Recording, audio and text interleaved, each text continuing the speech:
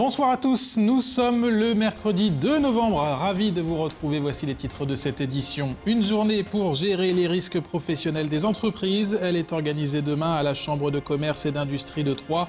L'occasion pour les chefs d'entreprise de prendre conscience des dangers tant informatiques que sociaux ou financiers. Pour bien comprendre l'enjeu, nous avons pris l'exemple des établissements L'Arbaletier à Fontaine-les-Grès. Les chercheurs de l'UTT à la pointe de la technologie, l'école d'ingénieurs vient de s'associer au commissariat à l'énergie atomique. Une équipe a été constituée, elle doit permettre, en développant des outils de simulation, de comprendre comment les matériaux réagissent en cas de déformation. Les explications dans ce journal. Et puis nous nous rendrons à Marigny-le-Châtel, dans l'ouest du département. La commune veut devenir cette année la ville la plus sportive de Champagne-Ardenne, dans la catégorie des villes de 500 à 3500 habitants. Marigny est sur la ligne de départ avec 5 autres communes de la région. Un jury vient de faire le déplacement pour noter les équipements de la ville auboise.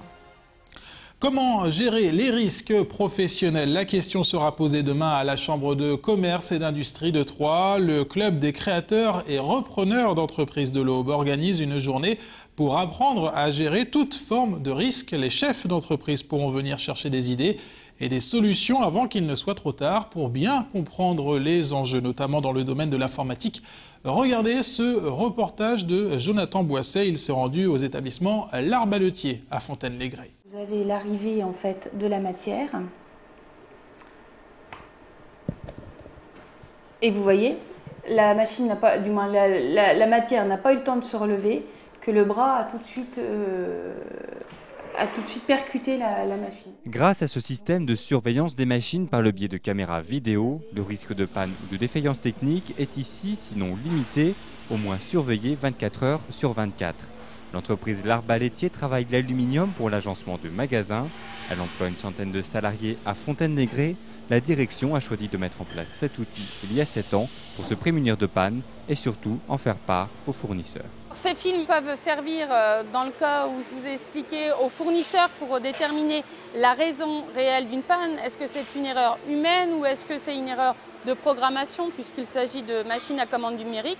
Ou bien encore, est-ce qu'il s'agit d'un défaut, d'une défection de la machine en elle-même? Récemment, une tôle s'est vue complètement détruite et mal apportée. Donc on a dû rechercher les films pour envoyer à nos fournisseurs pour comprendre la raison de cette panne importante. On les visionne maximum 10 fois dans l'année et en général c'est pour des éléments sérieux. Car les risques en entreprise ont de lourdes conséquences sur l'emploi, du vol à la perte de données. En passant bien sûr par les accidents ou l'erreur humaine, ils ne sont pas encore suffisamment anticipés. D'où l'idée d'informer les chefs d'entreprise au bois sur les outils et méthodes pour une gestion efficace des risques professionnels demain à la CCI de Troyes. Les risques sont rarement connus, ou tout du moins, on ne les prend pas en compte. La particularité, justement, c'est quand on est dans une entreprise, la première chose, c'est de faire fonctionner cette entreprise. La première chose, c'est de faire du gain pour cette entreprise. Ce qui fait que tout doucement, que ce soit au début d'un démarrage d'une entreprise ou au fur et à mesure du fonctionnement, on finit par ne plus prendre en compte les différents risques qui sont dans une entreprise. Il est important de temps en temps, en effet, de ramener un petit peu de réalité dans la situation. Il est important, aussi bien pour les créateurs d'entreprises que pour les personnes qui sont déjà en place depuis très longtemps, de reprendre en compte tous ces différents risques. Dans le domaine économique, la prévention et l'anticipation sont bien souvent gages d'économie financière, un facteur non négligeable en ces temps incertains. Comment gérer les risques professionnels? La journée est donc organisée demain à la Chambre de commerce et d'industrie de Troyes. Le programme est à retrouver sur le site internet de la CCI. La CCI qui fête d'ailleurs avec Canal 32 demain les 8 ans de l'émission économique Réussite et les 10 ans de notre chaîne. Rendez-vous dans le direct à partir de 19 h pour une grande émission spéciale. Le renforcement dans l'Aube depuis hier, 1er novembre, du dispositif d'accueil de l'hébergement d'urgence à l'approche de l'hiver et ce jusqu'au 31 mars. Le réseau d'aide aux personnes sans abri s'organise. Toutes les places et les lits ouverts au SDF sont désormais disponibles. Il y en a 68, aussi bien dans l'agglomération troyenne que dans tout le département. Le but est de ne laisser personne dormir dans la rue la nuit. Écoutez Valérie Lebourg, elle est directrice départementale de la cohésion sociale et de la protection des populations. Nous disposons dans l'Aube de 58 places d'hébergement d'urgence pérennes sur toute l'année et de au moins 10 places supplémentaires au cours de la période hivernale qui débute donc le 1er novembre et se termine le 31 mars. Et ce, pour faire face aux températures de grand froid qu'on pourrait avoir pendant les mois d'hiver. Alors, dans les différents établissements qui accueillent toute l'année des personnes dans l'urgence, ces établissements ouvrent d'autres lits supplémentaires, ont les capacités pour ouvrir d'autres lits supplémentaires pendant ces périodes d'hiver. Donc on n'ouvre pas un établissement supplémentaire. Donc nous avons 8 établissements qui peuvent accueillir des personnes en urgence, sur 3, sur le Grand 3, mais également sur Romilly, Chaours, Hervy et Pinet. Et je vous rappelle le numéro du SAMU social, c'est le 115. Encore une innovation développée à l'UTT. L'école d'ingénieurs auboise vient de s'associer au commissariat à l'énergie atomique pour créer un nouveau laboratoire de recherche autour de la simulation numérique des structures. Derrière la dénomination un peu complexe se cachent des enjeux scientifiques, concrets et économiques. L'objectif est de mieux comprendre par simulation, donc notamment comment réagissent les matériaux en cas de déformation. Le reportage à l'UTT de Christian Vieira. À l'UTT, le laboratoire de recherche, nommé Cosinus, a pour but d'aller plus loin dans les capacités de simulation du comportement des matériaux.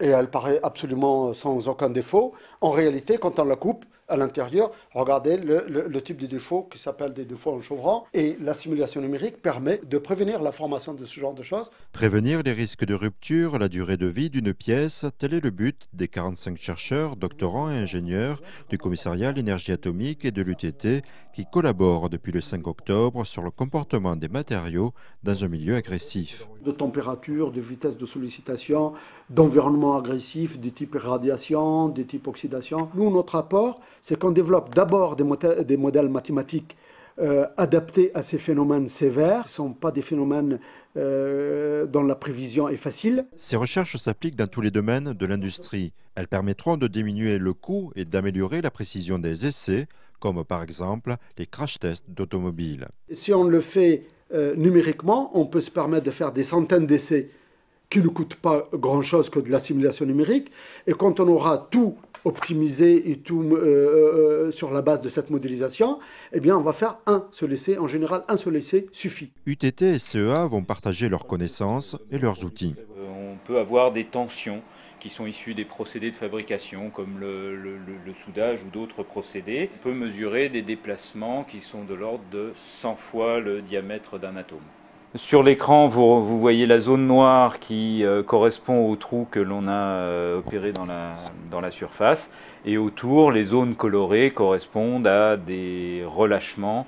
Ces tensions, effectivement, si elles sont mal maîtrisées, peuvent conduire à des ruptures prématurées, ce qu'on cherche évidemment à éviter. En plus de l'estimation de la durée de vie d'une pièce mécanique, ces recherches portent sur les soudures par laser impulsionnel. Lorsque l'on veut garantir une résistance à la corrosion, etc., il faut parfaitement maîtriser. Et ça ne peut pas se faire simplement par une démarche empirique, ça nécessite de bien comprendre ce qui se passe au niveau du soudage. Depuis les premiers partenariats en 1998, le CEA a embauché 4 doctorants issus de l'UTT. Un nouvel outil pour faciliter le stationnement en plein cœur du centre-ville de Troyes. Troyes Parcs Auto, le gestionnaire des parkings de la ville, met à disposition son nouveau PIAF. Il s'agit d'un boîtier qui permet de payer électroniquement son stationnement sans passer par la case horodateur. La nouveauté, c'est que ce PIAF est désormais rechargeable sur borne ou bien sur Internet. Éric Saillard est directeur de Troyes Parcs Auto. On l'écoute. Tout l'avantage du PIAF, outre le fait qu'il est beaucoup plus petit, beaucoup plus simple de manipulation, eh bien, il a tous les avantages tarifaires que la ville de Troyes a mis en place sur sa commune. À savoir, les 15 minutes gratuites sont intégrés déjà au PIAF, les tarifs résidents, le tarif pendulaire, et surtout, pour un usager, ça lui évite d'avoir de la monnaie sur lui, de passer à l'horodateur, éventuellement d'affronter les conditions climatiques qui ne sont pas toujours favorables, et donc il place le PIAF à l'intérieur de son véhicule, et il le met bien visible pour que les surveillants puissent contrôler que son stationnement est payant. A noter que les propriétaires du Piaf première génération peuvent venir échanger gratuitement leur boîtier auprès de 3 parcs auto. Marigny-le-Châtel, ville la plus sportive de Champagne-Ardenne. C'est en tout cas le pari lancé par le maire de cette commune située à l'ouest du département. Marigny concourt cette année avec 5 autres communes de la région auprès du comité régional olympique et sportif dans la catégorie des villes de 500 à 3500 habitants. Pour juger sur place les équipements et le dynamisme de la ville, un jury vient de faire le déplacement. Le reportage à Marigny-le-Châtel de David Mutel. Avec Arcis-sur-Aube et Villenox, Marigny-le-Châtel était la 3e et dernière commune auboise à concourir pour la ville la plus sportive de Champagne-Ardenne. Les Aubois sont opposés à 3 communes marnaises alors que les Hauts-Marnais et Ardennais n'ont pas souhaité concourir. Le comité régional olympique et sportif avait donc dépêché une délégation afin de visiter les installations marignonnes. Nous sommes un jury itinérant qui visitons toutes les communes qui ont été retenues à ce concours. Et ce jury itinérant va établir un rapport sur chacune de ces visites et qui présentera au grand jury qui sera réuni le 17 novembre pour élire la commune la plus sportive dans chacune des 2 catégories du concours. Joël Paris avait tenu à effectuer la visite lui-même. Le maire de Marigny-le-Châtel, qui avait inscrit son village au concours organisé par le CROSS, se montrait fier des infrastructures marignonnes.